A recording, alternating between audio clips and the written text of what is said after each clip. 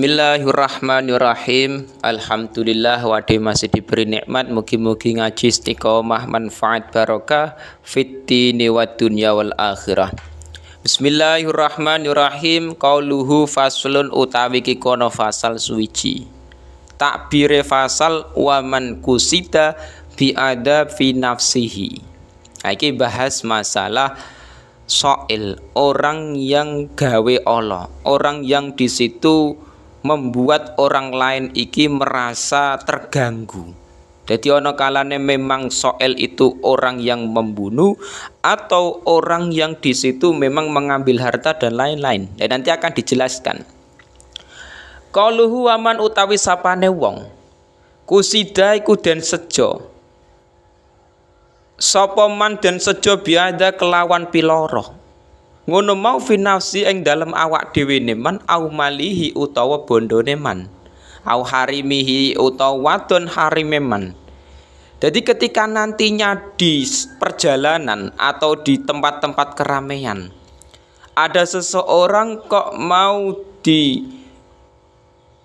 nyawanya atau dibunuh misalkan, atau diambil hartanya, atau misalkan istrinya atau keluarganya.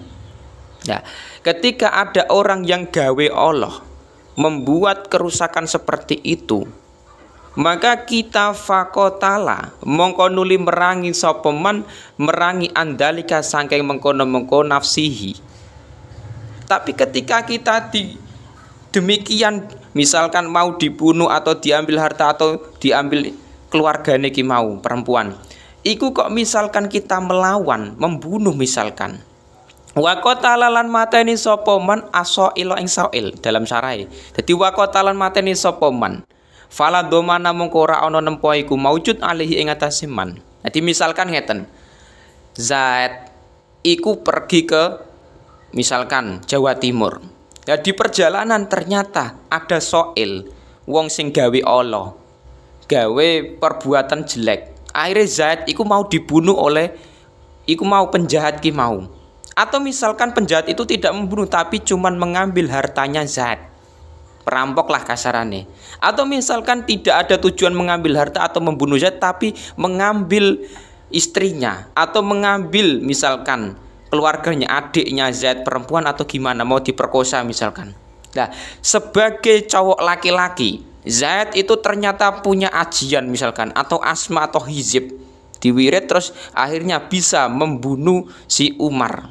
Jadi tapi dengan lantaran misalkan membawa peso. Jadi Zaid membawa peso terus diasmai, didongani, dibacakan doa wirid langsung dibuat membunuh oleh perampok-perampok tadi yang gawe Allah. Ya, ketika Zaid dalam rangka membela dirinya, engko nek aku nggak mateni wong iki, malah engko dia yang membunuh saya. Atau saya kalau tidak membunuh dia, maka dia akan mengambil hartaku. Saya kalau tidak membunuh dia, maka dia akan memperkosa keluargaku. Nah, ketika Zaid yang punya pemikiran demikian dan akhirnya membunuh perampok atau penjahat atau soel tersebut, maka fala domana alaihi, tidak ada doman.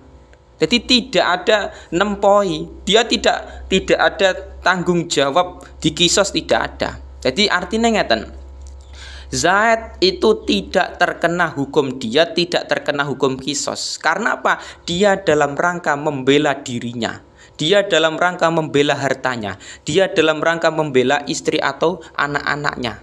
Itu enggak masalah. Karena nek tidak membunuh nanti bahaya. Malah dia Zaid yang dibunuh oleh perampok iki mau. Nah, makanya pembela diri iku ya penting.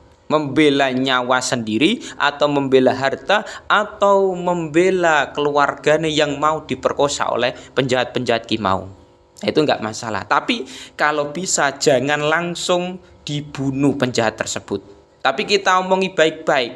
Misalkan Mas, jadi orang itu cari rezeki yang halal. Jangan jadi perampok, jangan jadi pembunuh. Nah, itu kita kasih omongan yang baik kalau bisa. Kalau nggak bisa, ya kita bisa solusi lain mungkin. Kita bisa teriak-teriak minta tolong kepada orang lain. Atau misalkan kita lari kalau memang bisa menyelamatkan diri. Tapi nek memang itu solusi terakhir, jalanan sepi nggak ada orang, sedangkan wes kepepet semua. Kawanan perampok 5 orang. Ya wes, nggak pakai peso atau pakai misalkan adu jotos, nggak masalah. Kalau memang itu adalah solusi terakhir untuk membela diri sendiri atau membela harta atau membela keluarganya yang mau diperkosa, nggak masalah. Tapi kalau bisa jangan sampai langsung membunuh, tapi diomongi baik-baik. Kalau memang nggak bisa ya wes adu jotos. Adu jotos kalau memang dia iki mau kok sudah bisa menyelamatkan diri, Zaid iki mau ya wes lari. Kalau memang nggak bisa ya wes jalan terakhir adalah membunuh. Mau. Itu tidak ada doman, tidak ada hukuman bagi pelaku pembunuh tersebut. Tapi repotnya di Indonesia, terkadang orang dibegal atau diperampok atau mau dilukai di jalanan, membela diri malah yang membunuh Zaid, yang membunuh perampok ini malah terkadang malah terkena hukuman penjara dengan catatan tadi, alasan karena Zaid adalah orang yang membunuh, padahal membela dirinya sendiri, padahal membela hartanya yang mau diambil perampok. Nah itu kan repot di Indonesia. Nah karena kalau bisa jangan sampai langsung membunuh. Jadi kalau bisa kita meminta tolong kepada orang lain, atau misalkan kita kalau memang kepepet ya wes adu jotos. Makanya sebelum perjalanan, sebelum melakukan ke tempat-tempat ramai itu kita berdoa dulu dari rumah. Minta kepada Allah semoga diselamatkan dari orang-orang yang melakukan kejahatan-kejahatan tersebut. Wa ala raqibid dabbati, lan iku tetep ing atase wong kang numpak dabah. Dabah iku kendaraan kewan. Jadi di zaman dulu itu masyarakat ketika melakukan perjalanan jauh itu memakai kendaraan kewan. Jadi hewan digunakan untuk perjalanan itu zaman dulu ada. Jaran misalkan atau kuda. Itu zaman dulu memang bisa digunakan untuk perjalanan. Zaman sekarang yo nggak kuda. Zaman sekarang yo orang pergi jarang memakai kuda. Kebanyakan motor, sepeda atau mobil. Nah, itu kendaraan zaman sekarang. Lah zaman dulu dabah itu digunakan untuk kendaraan perjalanan jauh. Memang ada demikian. Lah permasalahannya ketika nantinya dabah atau kewannya tersebut itu malah merusak sesuatu milik orang lain. Qauluhu ala raqibid dabah, domanu ma utawi nempohi perkara. Domanu ma utawi nempohi perkara atlafat hu engkang ngrusak hu ing ma sapa dabbatuhu sapa tunggangane raqib. Ketika nantinya ada seseorang punya kewan, punya hewan yang di situ digunakan sebagai dabah atau kendaraan, ternyata malah lepas dengan sendirinya. Artinya kewane iki mau ditaruh di depan rumah, malah misalkan merusak rumahnya orang lain. Jadi misalkan Zaid punya sapi, atau misalkan Zaid punya kuda misalkan atau jaran, terus ditaruh di depan rumah, ternyata malah lepas. Kewan kendaraan ini mau lepas, akhirnya ke rumah tetangga. Ke rumah tetangga malah merusak rumah tetangga. Lah, ketika ada perusakan yang disebabkan oleh hewannya Zaid, mau kendaraannya Zaid, mau kuda ataupun sapi, maka seorang yang punya hewan tersebut itu wajib mengganti kerusakan tersebut. Jadi misalkan kewane merusak kaca misalkan. Kacanya misalkan sampai pecah gara-gara ada sapi atau kuda tadi. Nah, ketika kewan tersebut merusak kaca rumah orang lain, maka pemilik kendaraan tersebut, pemilik hewan tersebut itu wajib mengganti rugi. Karena apa? Itu milik dia.